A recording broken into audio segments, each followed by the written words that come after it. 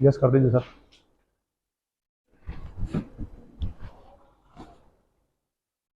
हाल ही में राजस्थान सरकार ने 19 जिलों की घोषणा करी और 19 जिलों में हमारे यहाँ बालोतरा, फलोदी और जोधपुर को पूर्व पश्चिम किया है। जोधपुर की पहचान आन बान शान और स्वाभिमान से है। हम चाहते हैं कि मारवाड़ की राजधानी जोधपुर रही है, तो जोधपुर को यथावत रखा जाए, जोधपुर की पहचान खत्म नहीं हो, और जोधपुर के साथ ही आप जोधपुर ग्रामीण या दूसरा जिला कोई पूर्व पश्चिम के नाम से कर सकते हो, लेकिन जोधपुर को यथावत रखा जाए।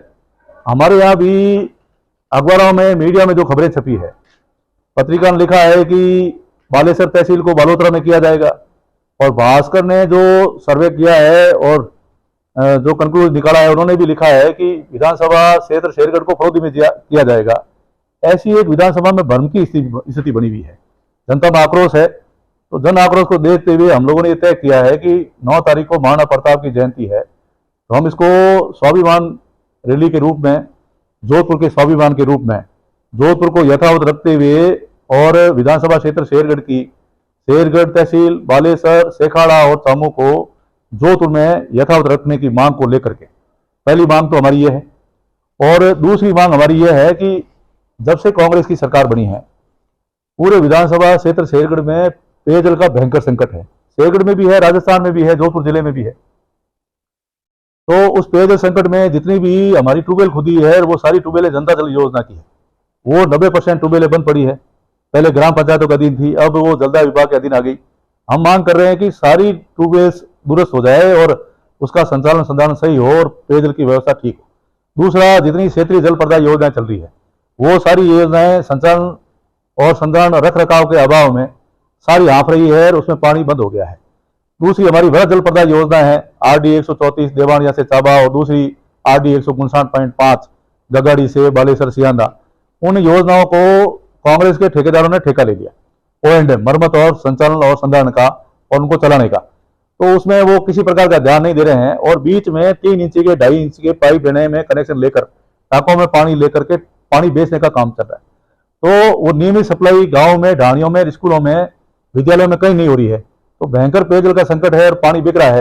इसलिए हम चाहते हैं कि पेयजल समस्या का समाधान हो। दूसरा, हमारे देश के प्रधानमंत्री आदरणीय नरेंद्र मोदी जी की महत्वाकांक्षी योजना है कि 2024 तक प्रत्येक घर में नल लगे और नल से जल जाए, जल जीवन मिशन अभियान। अब इस अभियान को भी भ्रष्टाचार की भेंट चढ़ा दिया। इसमें धन का दुरुपयोग हो रहा है। जितनी भी पिछले 3 वर्षों से काम चल रहा है, लेकिन कामों में आप देखोगे इलाके के अंदर, मैं आपको दौरा करूंगा, और लंबी लंबी लाइनें लगा दी, एक मुंह इधर निकाल दिया, एक मुंह उधर निकाल दिया, पानी का टैंकर डाल करके टेस्ट कर रहे हैं, कहीं पानी नहीं पहुंचाया, और जल जीवन मिशन के अंदर किसी प्रकार का पानी उन योजनाओं में नहीं पहुंचा है। तो ये योजना भी भ्रष्टाचार की भेंट चल रही है, इसमें धन का दुरुपयोग हो रहा है। तो पानी के मामले में भी सड़कें आप देखोगे तो अधिकतर सड़कें क्षतिग्रस्त हो गई, ना तो उनका मरम्मत हो रहा है, ना उनका नवीनीकरण हो रहा है। सड़कों के ऊपर भी हालात यह है कि जो नई सड़कें स्वीकृत हो गई, बन रही है, पीछे पीछे उधर रही है, उनमें भी घटिया निर्माण चल रहा है। विद्यालयों के तो हालात ऐसे हो गए कि आदरणीय वसुंधरा जी के राज में एक शिक्षा का नया मॉडल राजस्थान को दिया था। सभी पंचायत मुख्यालय पर 12वीं विद्यालय करवा करके और सभी पद भरे थे, और वास्तव में प्राइवेट स्कूलों में नामांकन कम हो गया और सरकारी स्कूलों में नामांकन बढ़ा। लेकिन आज के हालात यह है कि जब से कांग्रेस की सरकार बनी है, आपने देखा होगा कि आदरणीय अशोक जी गहलोत साहब ने एक बार शिक्षक सम्मेलन के अंदर शिक्षकों से पूछा कि स्थानांतरण के लिए आपको क्या रिश्वत देनी पड़ती है, पैसे देने पड़ते हैं। वास्तव में ये हालात सही है, और अध्यापकों ने, शिक्षकों ने, उन्होंने सबने खुले रूप से कहा कि हमको रिश्वत देनी पड़ती है ट्रांसफरों में। और हमारे यहाँ भी मतलब रिश्वत देकर के कांग्रेस की सरकार आने के बाद सारे शिक्षक अपने अपने गृह जिलों में, अपने अपने गांव चले गए, और 3000 शिक्षक शेरगढ़ में कम हो गए। जितनी भी हमारी पंचायत मुख्यालय पर उच्च माध्यमिक विद्यालय है, वहां पर 20 शिक्षक हुआ करते थे, वहां 2 और 3 शिक्षकों को भरे से विद्यालय चल रहे हैं। शिक्षा बाधित हो रही है, हमारे बच्चों का भविष्य अंधकार में है। तो हम उन रिक्त पदों की भरने की मांग कर रहे हैं। चिकित्सा सेवाओं में भी बड़ी बड़ी घोषणाएं हो गई, PSC बन गए, CSC बन गए, उप स्वास्थ्य केंद्र बन गए, लेकिन कहीं भी आप देखोगे सब जगह अस्पतालों के ताले लगे हुए हैं। मतलब पैरामेडिकल जो स्टाफ होता है 1-2, उनके भरोसे हमारे अस्पताल चल रहे हैं। वहां भी शिक्षकों के पद रिक्त है, चिकित्सकों के पद रिक्त है, उन रिक्त पदों को भरने की मांग कर रहे हैं। दूसरा, विधानसभा क्षेत्र शेरगढ़ में भी और दूसरी जगह भी राजस्थान में आप देख रहे हैं कि भ्रष्टाचार का उद्योग धंधा खुल गया, खुलेआम भ्रष्टाचार चल रहा है। मतलब हमारे यहाँ सोलर लाइट की खरीद हुई, बाजार में 6500 की मिलती है, उसमें 25,000 का भुगतान हुआ। कोरोना के अंदर मास्क के नाम पर प्रत्येक पंचायत से 50,000 लाख रुपए मंगाए गए, लेकिन मास्क और सैनिटाइज नहीं बांटे गए। इस प्रकार का नरेगा में के अंदर तो खुलेआम भ्रष्टाचार चल रहा है। जितने गांव में घर में जॉब कार्ड है उनको मंगा करके आधे जॉब कार्ड का पैसा देते हैं, आधे वो खुद खाते हैं, और भी हफ्ते के अंदर पैसे ले रहे हैं। भ्रष्टाचार चरम सीमा पे है। एक बहुत बड़ा घोटाला हो गया। कृषि आधार अनुदान में 1200 किसानों का अनुदान स्वीकृत हुआ, और वो हनुमानगढ़, जैसलमेर, बाड़मेर और दूसरे जिलों के अंदर जो उनके अधिकारियों के और कर्मचारियों के चित परिचित लोग थे, चहेते लोग थे, उनके खातों के अंदर पैसा ट्रांसफर हो गया। आज दिन तक न तो उनकी रिकवरी हुई, न उनको पैसा मिला। हम मांग कर रहे हैं कि वास्तविक जो हकदार है किसान, उनको ये पैसा मिलना चाहिए, उनको ये मुआवजा मिलना चाहिए। साथ ही किसानों के ऊपर बहुत बड़ी बीमार पड़ी है। गांव में बरसात हुई, उससे पहले पाला पड़ा, दवा पड़ा, उससे भयंकर फसलें नष्ट हो गई। तो जब भारतीय जनता पार्टी की सरकार थे और हम विधायक थे, उस समय भी ओलावृष्टि हुई थी। तो आदरणीय वसुंधरा जी ने विधानसभा को रोक करके और 2 दिन के लिए स्थगित करके हमको क्षेत्रों में भेजा और विशेष पैकेज की घोषणा करी। हॉर्स पावर के हिसाब से 2,000 रुपए हॉर्स पावर, मतलब अगर 15 हॉर्स पावर का पंप है तो 30,000 रुपए, और 4 महीने की बिजली के बिल माफ करके पैकेज दिया था। इस सरकार से हम मांग कर रहे हैं कि किसानों को इस प्रकार से जो भारी नुकसान हुआ है फसलों में, आप इनकी शॉर्ट टाइम गिरदावरी करा करके इनको मुआवजा दो। लेकिन सरकार मुआवजा नहीं दे रही। सरकार ने अभी और घोषणा करी राजस्थान बजट में कि लंपी बीमारी के अंदर किसानों की जो गायें काल कलवित हुई है उनको हम मुआवजा देंगे, लेकिन साथ में एक शर्त और लगा दी कि जो पोस्टमार्टम करा के लाएगा उनको हम लंपी बीमारी में मुआवजा देंगे। अब उस समय या तो जिस समय लंपी बीमारी चली थी, इसका निकालते, विज्ञापन निकालते कि ये लंपी बीमारी चल रही है और इस बीमारी में गायें काल कलवित होगी और जो पोस्टमार्टम कराएंगे उनको मुआवजा देंगे। तो किसानों ने कोई पोस्टमार्टम कराया नहीं और गायों में जमी के अंदर गायों को समाधि दे दी। तो हम चाहते हैं कि गांव की कमेटी बन जाए, जनप्रतिनिधि और सरकारी कर्मचारियों की, और वास्तव में गाय का फर्जी पैसा, गौ माता का फर्जी भुगतान कोई नहीं उठाना चाहता। तो ऐसी कमेटी के अंदर जिनकी किसानों की गायें काल कलवित हुई है उनको मुआवजा मिलना चाहिए। दूसरा, हमारे क्षेत्र के अंदर ये प्रधानमंत्री फसल बीमा योजना चल रही है। किसानों से प्रीमियम लिया जा रहा है, लेकिन 4 साल के अंदर बार बार नुकसान होने के बाद एक बार भी दावे का भुगतान उनको नहीं किया। किसान सम्मान निधि चल रही है और उसमें भी जब वहां बजट सैंक्शन होकर आता है उनको कह दिया जाता है कि आपका फिंगरप्रिंट नहीं मिल रहा है, इसलिए आपको किसान सम्मान निधि का पैसा नहीं मिलेगा। उनका पैसा रोक रहे हैं। आप गरीबों के लिए बहुत महत्वपूर्ण योजना प्रधानमंत्री आवास योजना चल रही है। अब उस आवास योजना के अंदर आप देखोगे 4 साल के अंदर नया नाम तो इन्होंने जोड़ा नहीं, जबकि हमारे देश के प्रधानमंत्री कहते हैं कि ऑनलाइन जो भी मकान बनाना चाहता है और ऑनलाइन अगर वो आवेदन करेगा तो उसको प्रधानमंत्री आवास मिलेगा। लेकिन एक भी टारगेट में नहीं लिया, एक पंचायत समिति में नाम नहीं जोड़ा। जितने भी प्रधानमंत्री आवास योजना में हमारे समय में 2018 तक नाम थे, उसमें अधिकतर नाम तो इन्होंने काट दिए और जो नाम बचे उनको ऑनलाइन नहीं किया।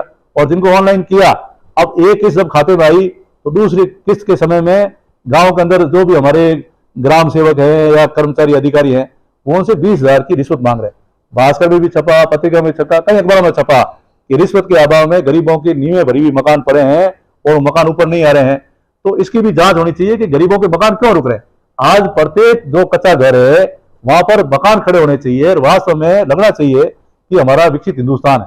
हमारे देश के प्रधानमंत्री कहते हैं कि 2047 तक हमारा देश विश्व विजेता बनेगा, विश्व गुरु बनेगा, हमारा देश आगे बढ़ेगा, विकसित होगा। तो पानी है, बिजली है, सड़कें हैं, चिकित्सा है, शिक्षा है, आवास है, ये सारी सुविधाएं जो केंद्र सरकार से आ रही है वो योजनाएं यहाँ पर कांग्रेस की सरकार होने के कारण कि वाह भाई हमारे देश के प्रधानमंत्री नरेंद्र मोदी जी की नहीं हो जाए, इसलिए केंद्र प्रवर्तित योजनाएं धरातल पर आने से रोक रहे हैं। वो योजनाएं सही ढंग से नहीं चल रहे, उनका ध्यान नहीं दे रहे। तो ये सारी जो हमारी मांग है उन मांगों को लेकर के, उसके अलावा भी शेरगढ़ सूरवीरों की धरती है। हिंदुस्तान में सबसे ज्यादा शेरगढ़ विधानसभा क्षेत्र में सैनिक है, गौरव सेनानी है, लेकिन केंद्रीय विद्यालय हमको नहीं मिला। हम चाहते हैं कि हमारे 4 तहसीलें हैं, शेरगढ़, बालेश्वर, सेखाड़ा और चामू।